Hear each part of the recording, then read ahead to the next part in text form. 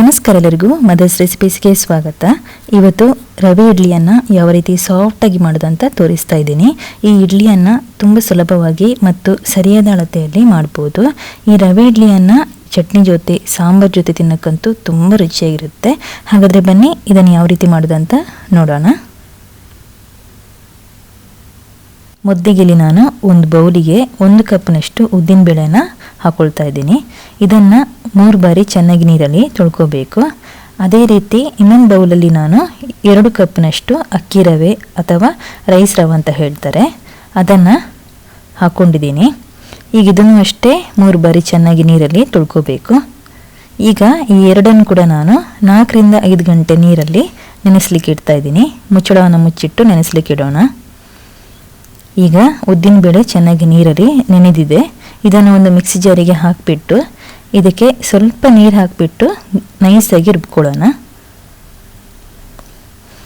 ನೋಡಿ, ಈ ಥರ ರುಬ್ಕೋಬೇಕು, ನೈಸಾಗಿರಬೇಕು.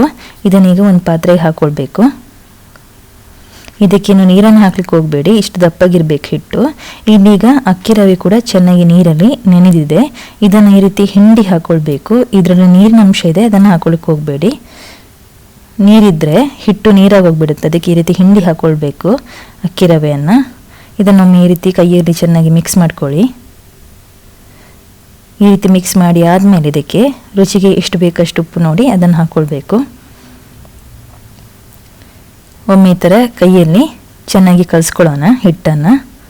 ಜಾಸ್ತಿ ಕಲಿಸ್ಕೊಳ್ಳೋದು ಬೇಡ, ಸ್ವಲ್ಪ ಕಲಿಸ್ಕೊಂಡ್ರೆ ಸಾಕು. ಇಷ್ಟು ದಪ್ಪಾಗಿದ್ರೆ ಸಾಕು ಹಿಟ್ಟು. ಇದನ್ನೀಗ ಮುಚ್ಚಳವನ್ನು ಮುಚ್ಚಿಟ್ಟು 8 ಗಂಟೆ ಹುಳಿ ಬರಿಸಲಿಕ್ಕೆ ಇಡೋಣ. ಈಗ ನೋಡಿ, ಹಿಟ್ಟು ಚೆನ್ನಾಗಿ ಮೇಲೆ ಬಂದಿದೆ. ಒಮ್ಮೆ ಸೌಟಲ್ಲಿ ಈ ಥರ ಮಿಕ್ಸ್ ಮಾಡ್ಕೊಳ್ಳೋಣ. ಈಗ ಕುಕ್ಕರಿಗೆ 2 ಕಪ್ಪಷ್ಟು ನೀರು ಹಾಕಿಬಿಟ್ಟು ನೀರನ್ನು ಕುದಿಸಲಿಕ್ಕೆ ಬಿಡೋಣ. ಇಲ್ಲಿಗ ನಾನು ಸ್ವಲ್ಪ ಎಣ್ಣೆ ತೊಗೊಂಡಿದ್ದೀನಿ. ಈ ಎಣ್ಣೆಯನ್ನು ಈ ಇಡ್ಲಿ ತಟ್ಟೆಗೆ ಹಚ್ಕೊಳ್ಬೇಕು. ಸ್ವಲ್ಪ ಎಣ್ಣೆನ ಹಚ್ಕೊಂಡ್ರೆ ಸಾಕು. ಆಮೇಲೆ ಸ್ವಲ್ಪ ಹಿಟ್ಟನ್ನು ಹಾಕ್ಕೊಳ್ತಾ ಇದ್ದೀನಿ. ಜಾಸ್ತಿ ಹಿಟ್ಟನ್ನು ಹಾಕೊಳ್ಕೆ ಹೋಗ್ಬೇಡಿ, ಸ್ವಲ್ಪ ಹಿಟ್ಟನ್ನು ಹಾಕ್ಕೊಂಡ್ರೆ ಸಾಕು. ಈಗ ಎಲ್ಲದಕ್ಕೂ ನಾನು ಈ ರೀತಿ ಹಿಟ್ಟು ಹಾಕಿ ಇಟ್ಕೊಂಡಿದ್ದೀನಿ ಇಡ್ಲಿ ತಟ್ಟೆಗೆ. ಇದನ್ನೀಗ ನಾವು ಕುಕ್ಕರ್ ಒಳಗೆ ಇಟ್ಟು ಬಿಡೋಣ. ಇದೀಗ ನೀರು ಕೂಡ ಚೆನ್ನಾಗಿ ಕುದೀತಾ ಇದೆ. ಈಗ ಇದನ್ನು ಇದರೊಳಗೆ ಇಟ್ಬಿಟ್ಟು ಇಲ್ಲಿ ಮುಚ್ಚಳದ ರಬ್ಬರ್ ತೆಗೆಯೋ ಅವಶ್ಯಕತೆ ಇಲ್ಲ, ಆದರೆ ವಿಷಲ್ ಇದೆಲ್ಲ ಅದನ್ನು ತೆಗಿಬೇಕು. ನಾವು ಇದರ ಮೇಲೆ ವಿಷಲ್ ಇದೆಲ್ಲ ಅದನ್ನು ತೆಗಿಬೇಕು. ಇದನ್ನು ಮೀಡಿಯಂ ಫ್ಲೇಮಲ್ಲಿ ಇಟ್ಟು ಒಂದು 15 ನಿಮಿಷ ಬೇಯಿಸ್ಕೊಳ್ಳೋಣ. ನೋಡಿ, ಇವಾಗ ಇಡ್ಲಿ ಚೆನ್ನಾಗಿ ಬೆಂದಿದೆ.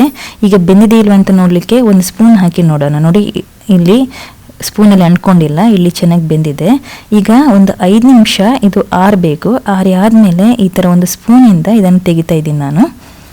ನೋಡಿ ಎಷ್ಟು ಚೆನ್ನಾಗಿ ಬರ್ತಾ ಇದೆ ಅಂತ ಇಡ್ಲಿ. ತುಂಬ ಸಾಫ್ಟಾಗಿ ಬಂದಿದೆ ನೋಡಿ, ಕಟ್ ಮಾಡುವಾಗ ಎಷ್ಟು ಸಾಫ್ಟಾಗಿ ಕಟ್ ಆಗ್ತಿದೆ ನೋಡಿ, ತುಂಬ ಸಾಫ್ಟಾಗಿ ಬಂದಿದೆ. ಈ ಬಿಸಿ ಬಿಸಿ ಇಡ್ಲಿಯನ್ನು ಚಟ್ನಿ ಜೊತೆ ಸಾಂಬಾರ್ ಜೊತೆ ಅಂತೂ ತಿನ್ನೋಕ್ಕೆ ತುಂಬ ರುಚಿಯಾಗಿರುತ್ತೆ.